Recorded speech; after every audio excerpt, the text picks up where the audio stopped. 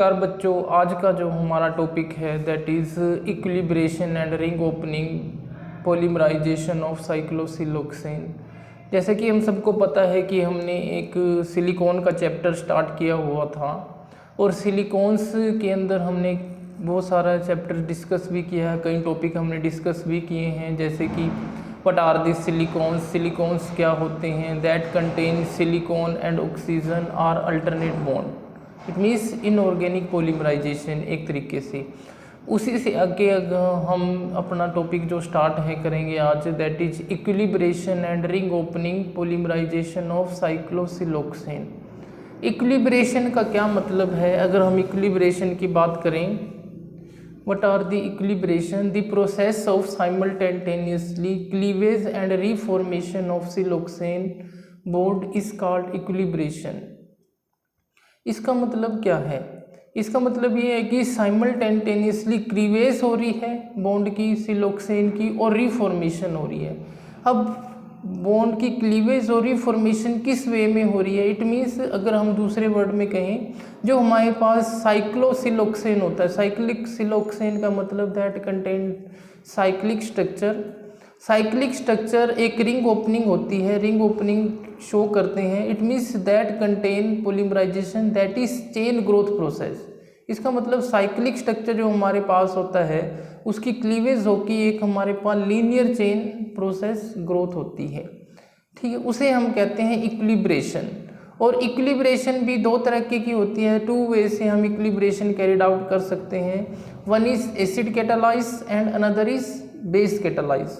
अगर सबसे पहले हम एसिड कैटालाइज रिएक्शन की बात करें, एसिड कैटालाइज इक्विलिब्रेशन के अंदर क्या होता है हमारे पास, in which silicon oxygen silicon bond of cyclic siloxane, जो हमारे पास साइक्लिक सिलोक्सेन का बॉन्ड है, साइक्लिक सिलोक्सेन का बॉन्ड है, वो इलेक्ट्रोफिलिक अटैक होता है of the Lewis acid of the oxygen atom. यानी कि सबसे पहले इलेक्ट्रोफिलिक अटैक होगा।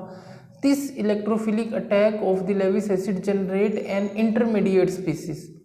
वो एक इंटरमीडिएट स्पीसीज जनरेट करते हैं, ठीक है, जिसके अंदर स्पीसीज जो टर्मिनेटेड ग्रुप एक OH ग्रुप होगा और दूसरे एंड पे हमारे पास क्या होता है, that is electrophilic centre. Okay, अगर हम एसिड कैटालाइज की बात करें इक्विलिब्रेशन की, एसिड कैटालाइज इक्विलिब्रेशन में क्या होता है हमारे पास, acid catalyse equilibration there is electrophilic attack of oxygen, electrophilic attack होता है ऑक्सीजन पे। उसके बाद जो हमारे पास एक इंटरमीडिएट स्पीशीज बनता है जो टर्मिनेटेड होता है बाय OH ग्रुप, एक साइड पे OH ग्रुप होता है और दूसरे साइड पे इलेक्ट्रोफिलिक सेंटर, ठीक है। और जो हमारे पास रिएक्शन ग्रुप ए है, ए कुछ भी हो सकता है, counter ion of the acid, acid का काउंटर आयन हो सकता है, और ऑक्सोनियम आयन होता है। अगर हम अगली स्लाइड में देखें, जैसे कि अब इसके अंदर हमने शो किया हुआ है, सबसे पहला जो हमारे पास स्टेप है साइक्लिक सिलोक्सेन के अंदर क्या होता है, सबसे पहले इलेक्ट्रोफिलिक अटैक, यानी कि oxygen contain a lone pair of electron that abstract the hydrogen and the cleavage of silicon oxygen bond. Silicon oxygen bond cleavage होता है। आप यहाँ पे अगर देखो सेकेंड उस पे प्रोडक्ट के अंदर, दैट इज इंटरमीडिएट, एक इंटरमीडिएट फॉर्म हो रहा है इन विच OH ग्रुप, एक टर्मिनेटेड ग्रुप के ऊपर OH ग्रुप है और दूसरे के साइड में इलेक्ट्रोफाइल है, या फिर जिसको हम काउंटर आयन भी कह सकते हैं।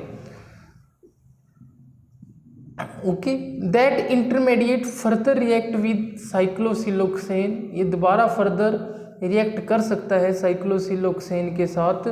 फर्दर जब रिएक्ट करेगा हमारे पास, उसके बाद क्या होता है, then there is chain growth, एक तरीके से चेन ग्रोथ होती है। इट मीन्स इक्विलिब्रेशन क्या प्रोसेस है, equilibration is the cleavage of cyclosiloxane and the reformation of chain growth, यानी कि चेन ग्रोथ या फिर चेन सिलिकॉन्स हमारे पास फॉर्म होते हैं बाय साइक्लोसिलोक्सेन के साथ, जिसके अंदर इंटरमीडिएट बनता है। इंटरमीडिएट के अंदर क्या होता है, OH ग्रुप एक साइड में और दूसरी साइड में टर्मिनेटेड ग्रुप की अगर हम बात करें, दूसरी साइड के अंदर टर्मिनेटेड ग्रुप में electrophile. Okay, that is the acid catalyse equilibration. इसको हम क्या बोलते हैं? Equilibration, acid catalyse. Similarly equilibration can be carried out in presence of base. हम बेस की प्रेजेंस में भी इक्विलिब्रेशन कैरिड आउट कर सकते हैं। जैसे कि हमने लिखा हुआ है the base catalyze polymerization can be conventionally carried out by using KOH, क्योंकि जैसे कि हमने पहले ही नाम दिया है बेस कैटालाइज, इसका मतलब बेस की प्रेजेंस में रिएक्शन होगी।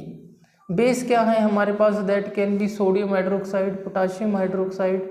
इन this hydroxide ion OH attack the silicon atom forming silanol. OH जो क्या होता है सिलिकॉन के पास अटैक करता है एंड द फॉर्मेशन ऑफ सिलेनॉल और सिलेनोएट, या तो सिलेनॉल बनता है और सिलेनोएट। सिलेनोएट का मतलब क्या है? जिसके पास सिलिकॉन ऑक्सीजन नेगेटिव आयन हो एंड पे, दैट आर कॉल्ड सिलोनेट। ओके, और सिलेनॉल किसको बोलते हैं हम? सिलेनॉल। सिलेन में अगर हम हाइड्रोजन को रिप्लेस कर देते हैं OH ग्रुप के साथ, then it is called silanol. It means hydroxyl group in silane. This silanoate group जो हमारे पास होता है attack further silicon oxygen silicon group. जो हमारे पास सिलेनोएट नेट हमारे पास एंडिंग में बनता है वो फर्दर अटैक करता है सिलिकॉन ऑक्सीजन सिलिकॉन के ऊपर, ग्रुप के ऊपर। तो अब अगर हम बेस कैटालाइज की बात करें, बेस कैटालाइज रिएक्शन में क्या है हमारे पास? सबसे पहले यहाँ पे देखो, देन देयर इज प्रेजेंस हमारे पास साइक्लोसिलोक्सेन है, दैट इज टेट्रासिलोक्सेन भी हम इसको बोल सकते हैं। That react in the presence of potassium hydroxide, it means base. अब यहाँ पे आप देखो जो हमारे पास इंटरमीडिएट बन रहा है, एक टर्मिनेटेड ग्रुप जो हमारे पास है दैट कंटेन OH। जहाँ पे OH होगा उसको हम बोलते हैं सिलेनॉल, और जो हमारे पास silanoate that contain oxygen ion. Okay, it means oxygen contain negative charge, that is called silanoate. It means intermediate further react with cyclosiloxane, दोबारा फर्दर रिएक्ट करता है सिलोक्सेन के साथ, and then there is formation of chain growth. It means पहले जैसे कि हमारे पास intermediate के अंदर आप देखते हो हमारे पास 3 सिलिकॉन की चेन थी ब्रैकेट के अंदर, पेरेंथेसिस के अंदर। अब जब हमारे पास एक और साइक्लोसिलोक्सेन के साथ हम रिएक्ट करते हैं, then there is formation of 7, यानी कि पेरेंथेसिस के पास ऊपर के अंदर जो हमारे पास सिलिकॉन चेन है दैट इज 7 नंबर की। That can be further react with another molecule of cyclosiloxane, another molecule के साथ रिएक्ट करेगा। इस तरीके से रिएक्शन कैरिड आउट होती रहेगी, यानी कि then there is formation of linear chain, यानी कि large number of molecule of silicones are form. That equilibration and that cleavage is called equilibration in presence of base catalyze। इसको हम क्या बोलते हैं? Equilibration in presence of base catalyse की presence में हम इसको इक्विलिब्रेशन कहते हैं। इट मीन्स जो बेस की प्रेजेंस में रिएक्शन हो equilibration, that is called base catalyse, और जो एसिड की प्रेजेंस में हो that is called acid catalyse equilibration. Next topic जो हमारे पास है दैट इज बोथ इक्विलिब्रेशन, जो हमारे पास चाहे एसिड और बेस कैटालाइज हो, play a important role for controlling the chain length, यानी कि बहुत चेन लेंथ को कंट्रोल करने के लिए बहुत ही इम्पोर्टेंट रिएक्शन है इक्विलिब्रेशन। फॉर एग्जांपल अगर आप 10 मेंबर की सिलिकॉन से प्रिपेयर करना चाहते हो, 11 की करना चाहते हो या 12 की करना चाहते हो, then you can react with जो हमारे पास ओपन चेन लीनियर चेन बनती है उसको फर्दर आप रिएक्ट करवा सकते हो साइक्लोसिलोक्सेन, और आफ्टर दैट हाइड्रोलिसिस, जब आप उसकी हाइड्रोलिसिस करोगे then there is formation of silicones. Okay, इस और आगे जो हमारे पास है that is catalysed, the catalyst जो must be removed prior to removal of unused साइक्लोसिलिकॉन।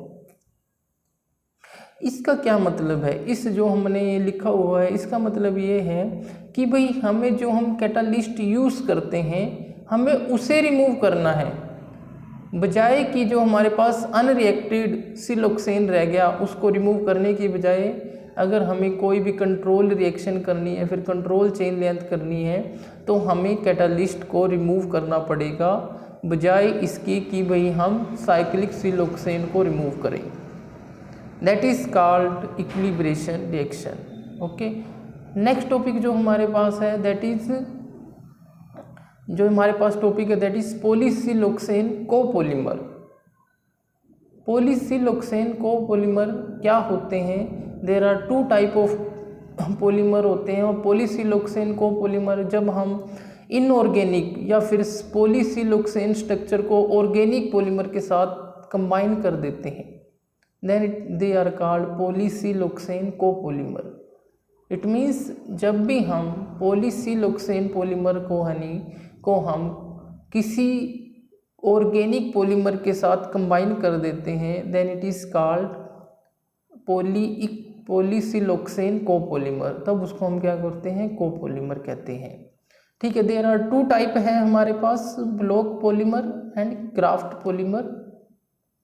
सबसे पहले अगर हम ब्लॉक पॉलीमर की बात करें, block polymer contain long sequence of 2 और more type of monomer unit, यानी कि इसके अंदर लॉन्ग सीक्वेंस होती है जिसके अंदर 2 और 2 से ज़्यादा मोनोमर यूनिट प्रेजेंट हो सकते हैं। मोनोमर यूनिट का मतलब है एक आपने सिलोक्सेन लिया, एक आपने ऑर्गेनिक पॉलीमर लिया, एक आपने सिलोक्सेन लिया, एक ऑर्गेनिक पॉलीमर लिया, जैसे कि हमने फिगर में शो किया हुआ है।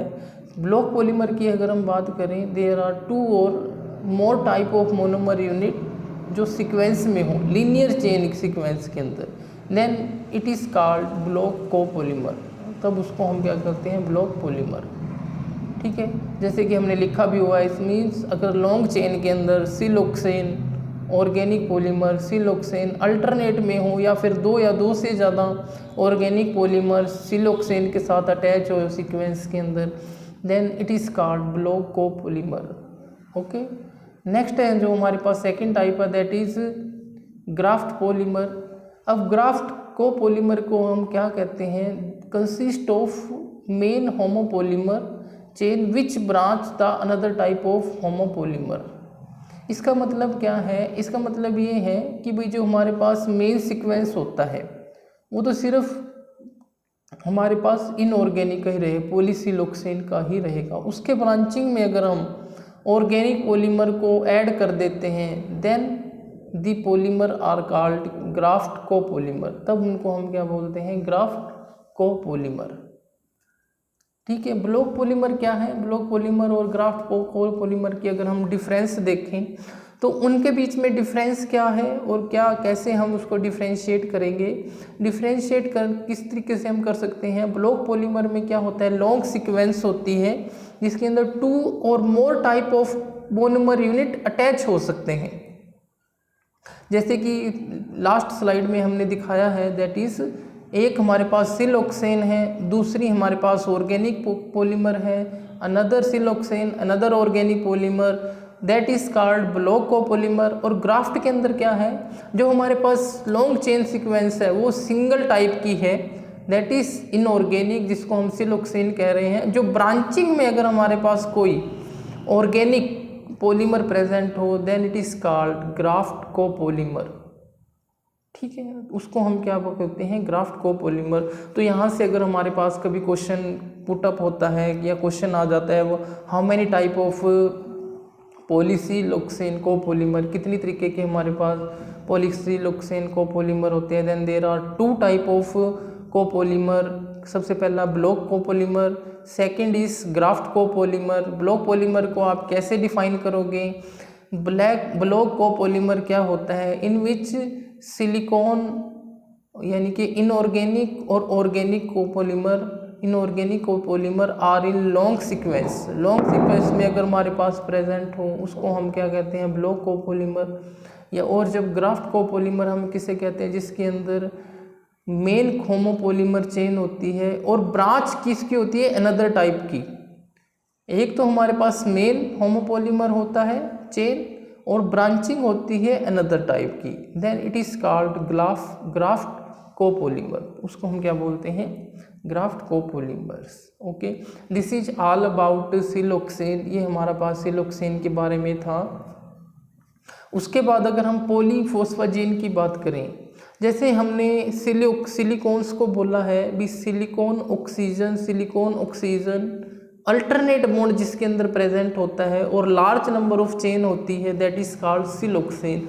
इन दी सिमिलर मैनर फॉस्फेजिन क्या है, जिसके अंदर nitrogen and phosphorus alternate bond होता है और phosphorus attach with another group, दो साइड ग्रुप के साथ भी अटैच होता है, जैसे हमारे पास सिलिकॉन के अंदर प्रेजेंट होता है कोई दूसरा साइड ग्रुप। उसी तरीके से फॉस्फेजिन भी हमारे पास एक इनऑर्गेनिक मैक्रोमोलिक्यूल हम या फिर उसको हम पॉलीमर भी बोल सकते हैं।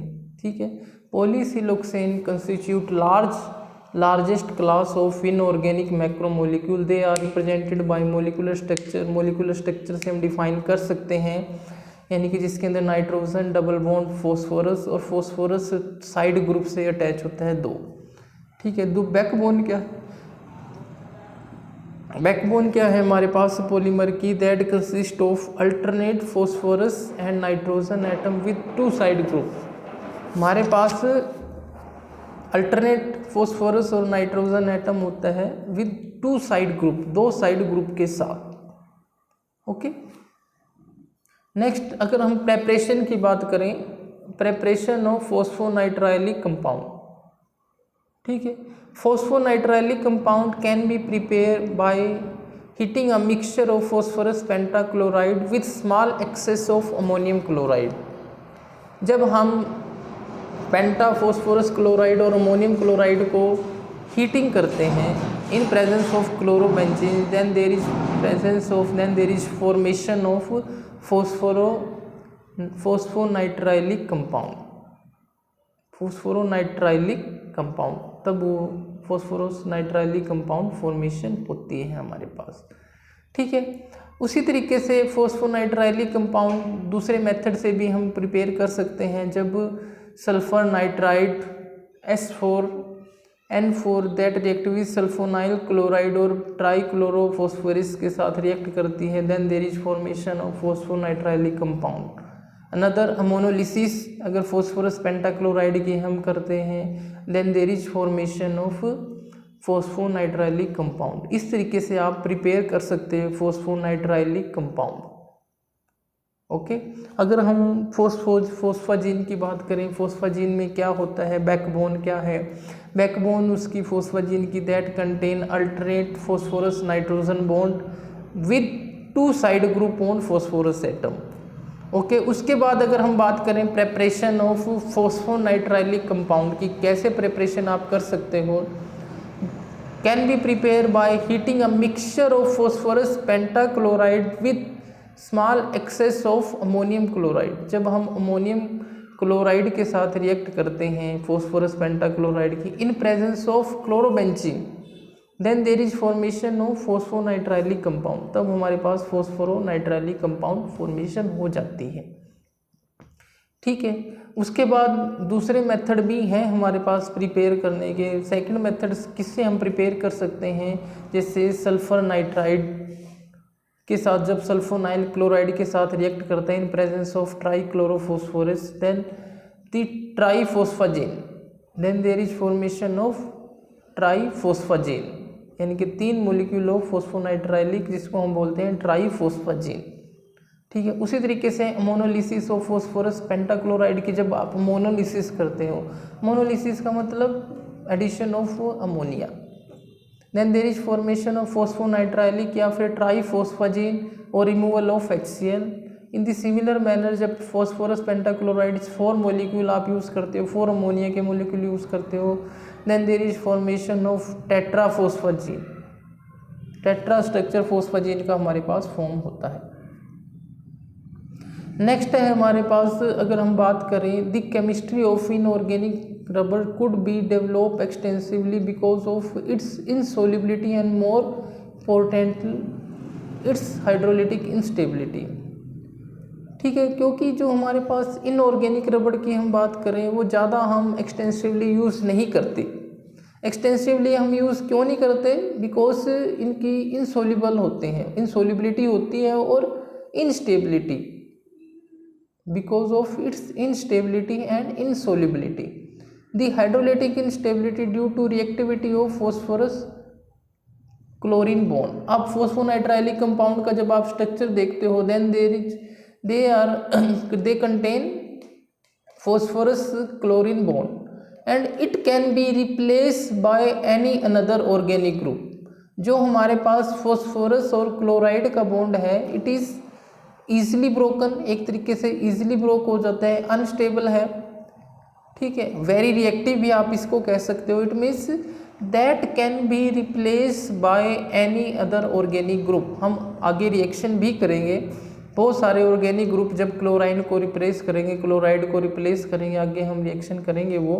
तो अगर हम बात करें इनस्टेबिलिटी और इनसोल्यूबिलिटी की, then there is because of presence of reactive phosphorus chloride bond. अगर हमारे से कोई क्वेश्चन पूछे, इन ऑर्गेनिक ज़्यादा एक्सटेंसिवली हम यूज़ नहीं करते और इनस्टेबल है और इनसोल्यूबल है, तो उसका क्या रीज़न है? Because of presence of phosphorus chlorine reactive bond that can be easily replace by any another organic group, जो ईजिली रिप्लेस हो सकता है किसी दूसरे ऑर्गेनिक ग्रुप के साथ। इट मीन्स जब आप 250 डिग्री पे ट्राईफॉस्फेजीन को हिट करते हो, then there is formation of linear phosphazene, और आप कंटिन्यूटी जब आप इसको हिट करते हो, then there is formation of cross link inorganic polymer, जिसको हम स्टॉक पॉलीमर भी कह सकते हैं। This is all about. तो आज के लेक्चर में सिर्फ हम इतना ही डिस्कस करेंगे, नेक्स्ट टॉपिक हम नेक्स्ट लेक्चर में डिस्कस करेंगे। ओके।